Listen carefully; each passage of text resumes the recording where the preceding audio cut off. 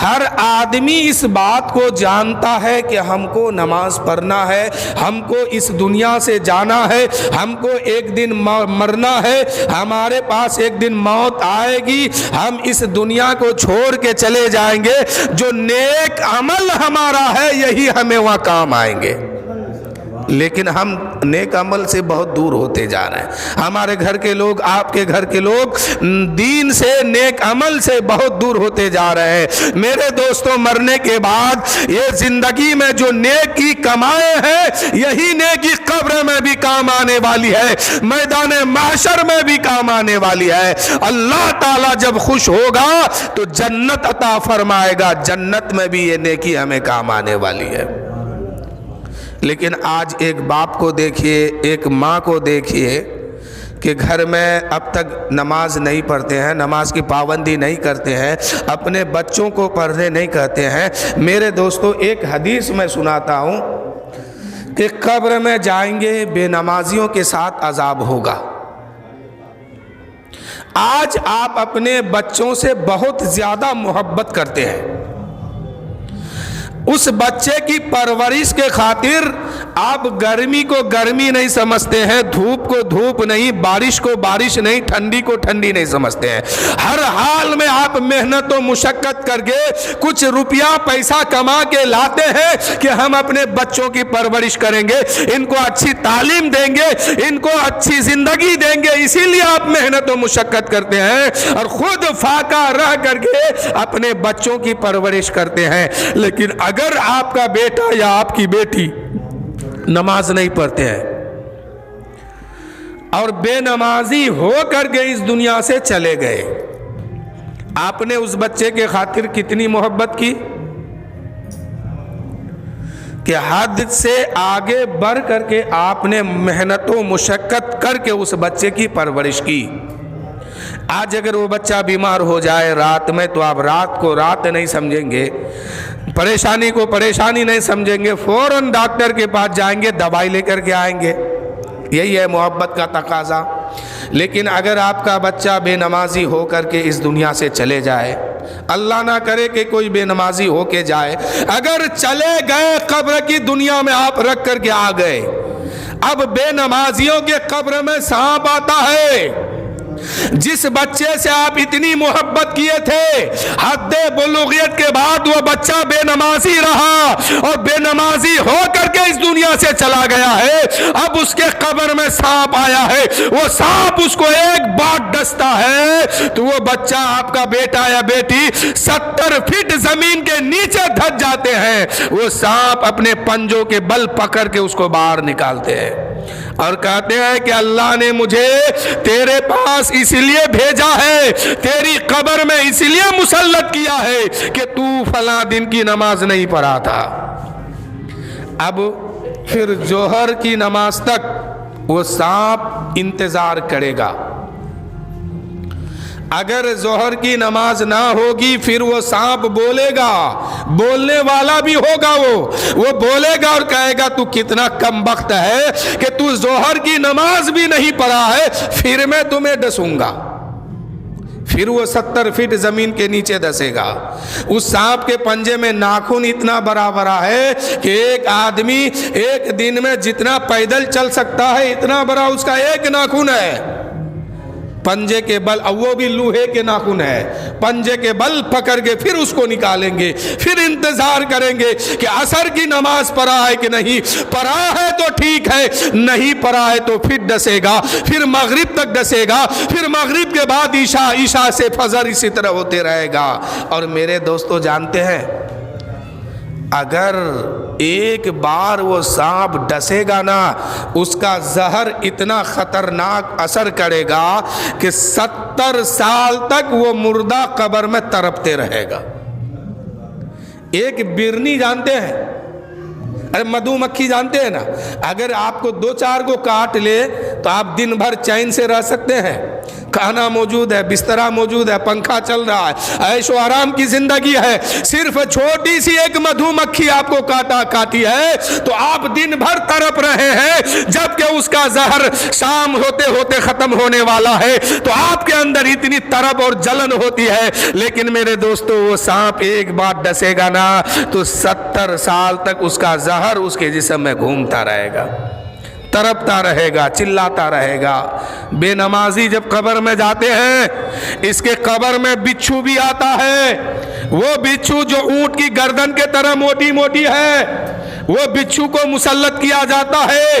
روایت میں بات آئی ہے کہ پہلا ڈنک جو وہ بچھو مارتا ہے یا تو اس کے ہونٹ میں مارتا ہے یا اس کے ناک میں مارتا ہے. یہ بے نمازیوں کا سزا قبر میں ہے. پھر اس کی قبر کے اندر آگ جلائی جاتی ہے. آپ ذرا سوچئے کہ جس بیوی سے, جس بیٹی سے, جس ماں سے, جس بہن سے, جس بیٹے سے, جس باپ سے اتنی محبت آپ نے کیا ہے دنیا میں, آپ کی محبت وہاں کام نہیں آ رہی ہے. کاش اگر دنیا میں رہ کر کے اس پر سختی کے ساتھ کہتے کہ تمہیں میرے گھر میں رہنا ہے تو ہر حال میں نماز پڑھنا ہوگا, نماز کے ساتھ اپنی زندگی گزارنی ہوگی. تو میرے دوستو اگر وہ نماز دنیا میں رہ کر کے پڑھ لیتا تو قبر کی مصیبت سے وہ نجات پا جاتا.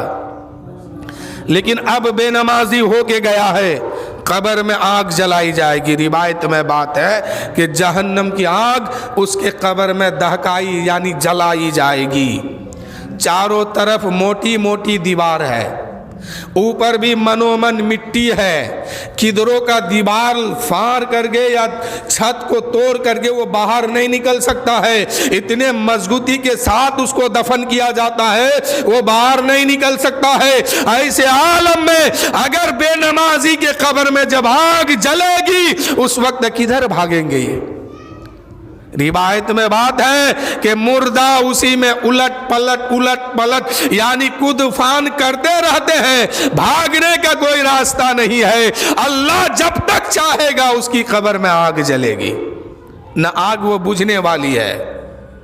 تو میرے دوستو جس اولاد سے, جس خاندان سے, جس رشتہ دار سے آپ اتنی محبت کرتے ہیں وہیں پر سختی بھی کیجئے کہ تم نماز کے ساتھ اپنی زندگی گزارو, نماز پڑھو. میرے دوستو ہم دنیا میں ہیں, ہمارا کوئی ساتھ دینے والا وہاں نہیں ہوگا, آپ کا کوئی ساتھ دینے والا نہیں ہوگا, آپ کے ساتھ کوئی چیز جانے والی نہیں ہے. اگر جانے والی کوئی چیز ہے وہ قرآن پاک کی تلاوت ہے, پنجگانہ نماز ہے, صدقہ ہے, زکوٰۃ ہے, نیک اعمال آپ کے ساتھ جائیں گے. اگر یہ نیک اعمال دنیا میں کرتے ہیں قبر کی دنیا میں بھی یہ نیکی آپ کی کام آئے گی, حشر کے میدان میں بھی کام آئے گی. اگر یہ نیک اعمال نہیں کرتے ہیں, بدی کے ساتھ اپنی زندگی گزارتے ہیں, یہ گناہ آپ کو قبر کے میدان میں بھی سزا دلائے گا, اور یہی گناہ میدان معاشر میں بھی گواہی دے گا کہ اس کو دوزخ کے طرف بھیجا جائے. یہ بہت بڑا پاپی انسان تھا, بہت بڑا گنہگار انسان تھا, اپنی زندگی نماز چھوڑ کے گزارا ہے, اپنی زندگی زکوٰۃ سے دور رہ کے گزارا ہے, اپنی زندگی دین اور شریعت سے دور رہ کے گزارا ہے.